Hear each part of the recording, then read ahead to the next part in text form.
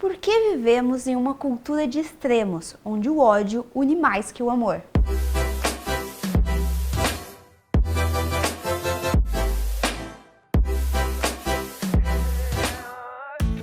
Oi, meu nome é Gi Morales, do Gênero Fluido BR, e hoje eu vou falar sobre a polarização. A nossa sociedade está cada vez mais dividida, e os discursos de ódio dominam os diálogos. E não é apenas a política que nos separa.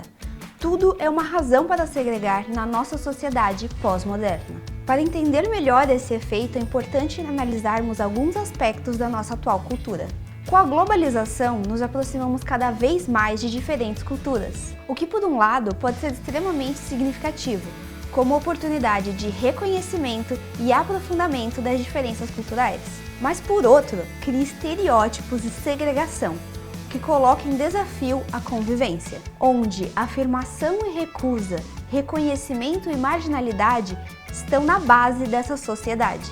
O que fica muito evidente, por exemplo, em grandes cidades, onde pessoas de diferentes culturas vivem na mesma região, contudo segregadas em regiões de acordo com a sua nacionalidade, poder aquisitivo, identidade de gênero, sexualidade, entre outros. Enquanto indivíduos, buscamos a construção da nossa identidade, mas parte desse processo consiste em marginalizar aquilo que não conhecemos, não entendemos ou não nos identificamos. E precisamos também analisar como esse processo é impactado pela constante mudança pela qual passamos, o que contribui para a instabilidade social.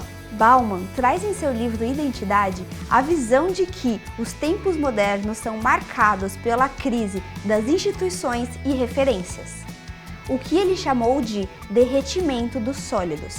Nesse reembaralhamento, até as formas básicas de relação social estão passando por transformações. De relações amorosas à religião, tudo se torna instável, líquido. Nossos valores e conceitos mudam numa velocidade nunca antes vista.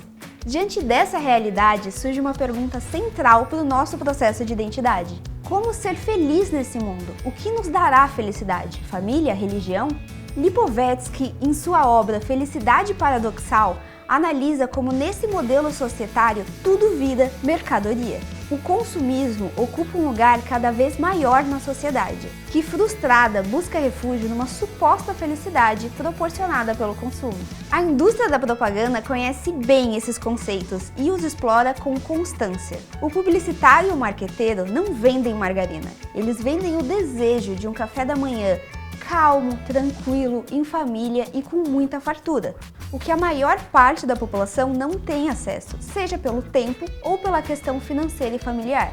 Esse processo que transforma desejos em necessidades desagrega culturas e promove a homogeneização da mesma. Homogeneizar uma cultura está ligado também à manipulação da classe dominante sobre as nossas crenças e valores, como forma de estabelecer uma ideologia dominante que garanta a manutenção desse poder.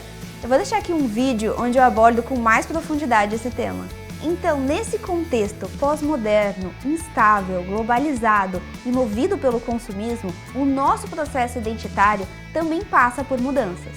Stuart Hall, em seu livro Identidade, Cultura na Pós-Modernidade, afirma que a globalização tem um efeito pulverizador sobre as identidades, produzindo uma variedade de possibilidades de identificação, tornando as identidades mais políticas, mais plurais e diversas. Essa pluralidade ocorre mesmo com a base da nossa identidade estando sujeita aos arquétipos do inconsciente coletivo. Segundo o psicólogo suíço Carl Jung, todos nós temos algumas figuras fixadas no nosso imaginário desde que somos crianças. Essas imagens são formadas pela repetição progressiva de experiências enraizadas no inconsciente coletivo. Dessa forma, elas estão em nossos pensamentos, mesmo quando não percebemos, e são fundamentais para a construção de cada personalidade.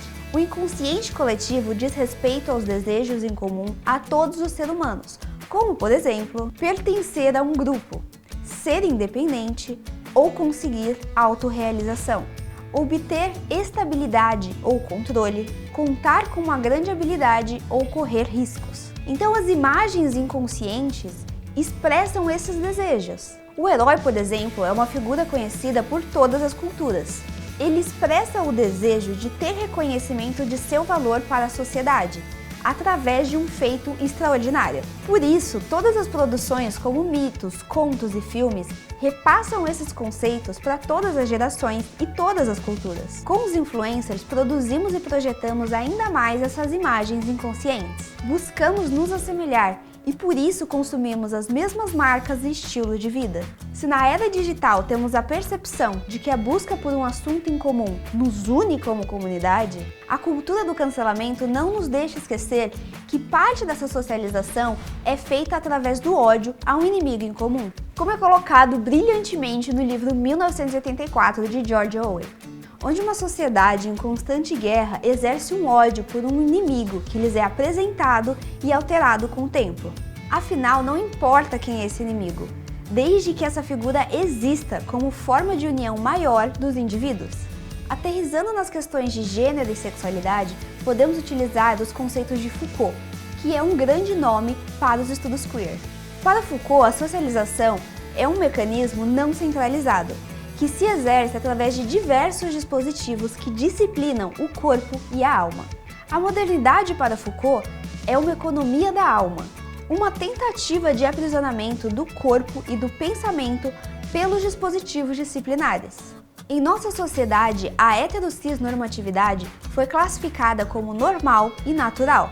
Em contrapartida, a homossexualidade e a transexualidade foram classificados como um desvio, como algo anormal. Ou seja, essa divisão entre homossexual e heterossexual fez com que os indivíduos que se identificam como homossexuais passassem a ser vistos como um desvio, ou seja, relegados à marginalidade, ocasionando no surgimento de grupos e, consequentemente, em uma cultura homossexual caracterizada por comportamentos, estilo de vida e principalmente por uma maneira de viver, sentir, desejar, amar, sofrer e vivenciar as diversas experiências da vida e não somente uma verdade universal sobre a diferença dos sexos. O processo socializador de uma pessoa heterossexual é construído com base no distanciamento do homossexual e vice-versa, pois o grupo exige que o indivíduo se prove membro e compartilhe desse pensamento, contribuindo assim para o efeito manada.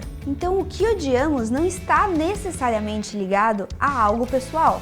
Existe um imaginário criado no inconsciente coletivo e passado pela cultura.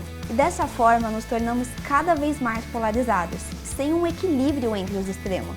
Em uma sociedade onde não basta amar o seu time, é necessário odiar o adversário.